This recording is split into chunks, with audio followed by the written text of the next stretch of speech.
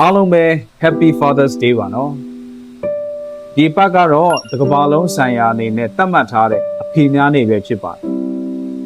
ကျွန်တော်အနေနဲ့လည်းဒီအဖေများနေမှာ message လေးတစ်ခုကိုဝင်မျှခြင်းပါတယ်ကျွန်တော်ဝင်မျှခြင်းတဲ့ shoot down ကတော့ဒီ broken family တို့အိမ်ထောင်ရေးမตายရတဲ့မိသားစုကနေပေါက်ဖွာလာတဲ့ကလေးတွေရဲ့အမြင် shoot down ကနေပြီးတော့ပြောပြခြင်းတာဖြစ်ပါတယ်ကျွန်တော်ပြောပြခြင်းတဲ့အကြောင်းရင်းလေးကတော့အဖေဆိုဒီမှာမုံရံမဟုတ်ပါဆိုတဲ့အကြောင်းအရာလေးကိုပြောပြခြင်းပါဆိုတော့ကတချို့လူတွေရဲ့စိတ်ထဲမှာလေအဖေဆိုတဲ့စကားလုံးလေးကြားလိုက်ယုံနဲ့လုံးဝမကြားခြင်းတဲ့လူမျိုးပြောရမယ်ဆိုရင်သူတို့ရဲ့အပိဓာန်ထဲမှာဘဝရဲ့အပိဓာန်ထဲမှာအဖေဆိုတဲ့စကားလုံးကိုအပီးပိုင်ထုတ်ထားတဲ့သူကိုရှိတတ်တယ်ပေါ့ဗျာဆိုတော့ဘာဖြစ်လို့သူတို့အဲ့လိုဖြစ်တာလဲဆိုတော့အဖေဆိုတဲ့စကားလုံးကိုကြားလိုက်ယုံနဲ့ပဲအဖေနှိမ့်ဆက်ခဲ့တဲ့ဟိုးအရင်ကအရာတွေဒါမှမဟုတ်ရင်လည်းအခုလောလောလတ်လတ်ခံစားနေရတဲ့မပျော်ရွှင်မှုတွေကိုပြန်လည်အောင်မေ့တတိယပြီးမှပူပူနွေးနွေးလေးခံစားနေကြလို့ပဲဖြစ်ပါတယ်ကျွန်တော်ကခရိယန်ဆိုတဲ့အခါကျတော့ဘုရားကျောင်းတွေပါတယ်တွားတဲ့အချိန်ခါမှာအဖေများလေးကိုဂုဏ်ပြုသေးတယ်ဆိုကြတယ်အဲ့ဒီမှာစာသားလေးတစ်ခုပေါ့နော်ကျွန်တော်တော်တော်လေးကိုသဘောဘယ်လိုပြောမလဲတတိထားမိတဲ့အရာလေးရှိတယ်အဲ့ဒါပါလဲဆိုတော့အဖေဆိုတာတဲ့အဖေကြောင့်ခံစားရတဲ့အရာတွေတအားများနေတော့တဲ့အဖေကရှိတာရှိနေတာခံစားရတာတဲ့ရင်းနဲ့အမျှပဲတဲ့အဖေဆိုတာမရှိတာတော့မှပဲ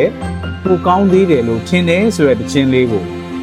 ကြားရတယ်ပေါ့နော်အဲ့ဒီခါမှာအဲ့တခြင်းလေးပြီးသွားလို့ဘေဘီဝဲရတွေကိုကြည့်လိုက်တဲ့အခါမှာလေဘာတွေတွေ့ရလဲဆိုတော့မျက်မှေားနေမှာမျက်ရည်စို့နေတဲ့သူတွေပုံကြီးကိုတွေ့လိုက်ရတယ်ရင်ထဲမှာတော့သူတို့တွေမှာလဲသူတို့ရဲ့ကိုစီဒဏ်ရာတွေနဲ့ပါလားဒီထဲမှာစွန့်နေသွားတဲ့ပုံစံကိုကြည့်တဲ့အခါမှာအဖေတွေရဲ့ဇက်လိုက်ဖြစ်မှုတွေကိုတော်တော်များများသိတာတယ်ပေါ့နော်တော်တော်များများမြင်တွေ့ရတဲ့အပိုင်းလေးမှာရှိတယ်ဆိုတော့ကအဖေဆိုတဲ့စကားလုံးကိုတချို့တွေကကြားယုံနဲ့ပဲအရန်ကိုခက်ခါးတီးမကြားချင်လောက်အောင်ဖြစ်တယ်ဆိုတဲ့အရာကပြောရမယ်ဆိုရင်အဲ့ဒါကအနုနီးနဲ့မုန်းချင်းတစ်မျိုးပါပဲအဲ့လိုနေရာမျိုးမှာလေကျွန်တော်တို့လူကြီးမိဘတွေကနေကောင်းမွန်အဲ့ဒီအရာကိုလမ်းပြခြင်းမလုပ်လိုက်နိုင်ဘူးဆိုရင်တော့ဒီလူငယ်တွေဟာအဖေဆိုတဲ့အရာကိုမုန်းတီးသွားနိုင်ပါတယ်အဲ့တော့ကျွန်တော်ခရစ်ယာန်ဆိုတော့လည်းခရစ်ယာန်လိုပဲပြန်ပြောပါမယ်ခရစ်ယာန်ဘာသာတရားမှာကတော့ဒီအဖေကိုမုန်းလို့မရတဲ့အနေအထားတစ်ခုမှရှိတယ်။ဘာကြောင့်လဲဆိုတော့ तू ကအချင်းချင်းချစ်ဖို့ပြောထားတယ်နောက်ပြီးတော့ရန်သူကိုတောင်ချစ်ဖို့ပြောထားတယ်ဆိုတော့အဖေဆိုတဲ့သူကိုမုန်းဖို့ဆိုတာအဝေးကြီးမှာဟုတ်တယ်။ဒါဆိုရင်တော့တခြားဘာသာတရားတွေဖြစ်တဲ့ကျွန်တော်တို့ကမုန်းလို့ရလားအဲ့လိုမဟုတ်ပါဘူး။ဘယ်ဘာသာတရားမှမုန်းပိုင်ခွင့်မရှိပါဘူးဗျာ။မိဘဆိုတဲ့နေရာမှာရှိသွားတဲ့သူတွေအားလုံးကိုကျွန်တော်တို့ဘာလုပ်ရတာလဲယူတီလေးစားရတယ်ပြစ်မှားလို့မရဘူးဒါဆိုတော့မုန်းဖို့ဆိုတာကဝေလာဝေးစဉ်းတော်မစဉ်းစားလိုက်ပါနဲ့ဗျာမုန်းလို့မရအဲ့တော့တချို့လူတွေကမဟုတ်ဘူးဗျာဆရာကျွန်တော်အရင်ဘုံကမခက်ခါတည်းကိုခံစားရတယ်မုန်းမကိုရမယ်ဗျာမုန်းကျင်တယ်ဗျာဆိုတဲ့လူတွေကတော့ဟာဗျာအဲ့ဒါဆိုတော့လည်းမတတ်နိုင်ဘူးမုန်းလိုက်ဒါပေမဲ့အဖေကိုတော့မဟုတ်ဘူးဗျာအဖေကိုအဲ့လိုဖြစ်အောင်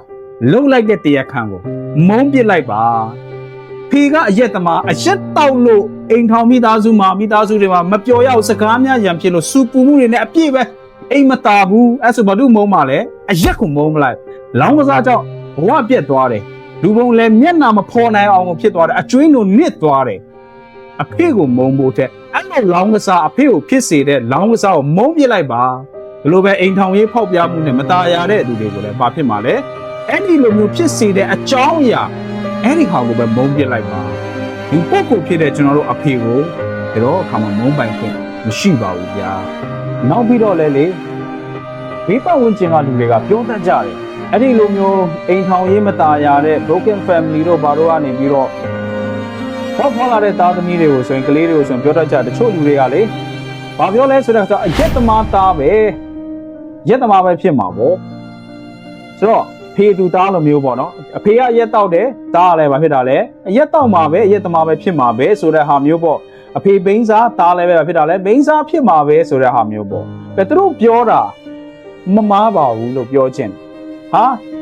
ဆရာမမားဘူးဆိုတော့ဘလို့ကြီးလဲကျွန်တော်အမှန်တယ်လို့မှမပြောတာမမားပါဘူးလို့ပြောတယ်ဆိုတာကလည်းအကြောင်းရင်းရှိပါတယ်ဒီမှာ90ပဲအခြေအနေက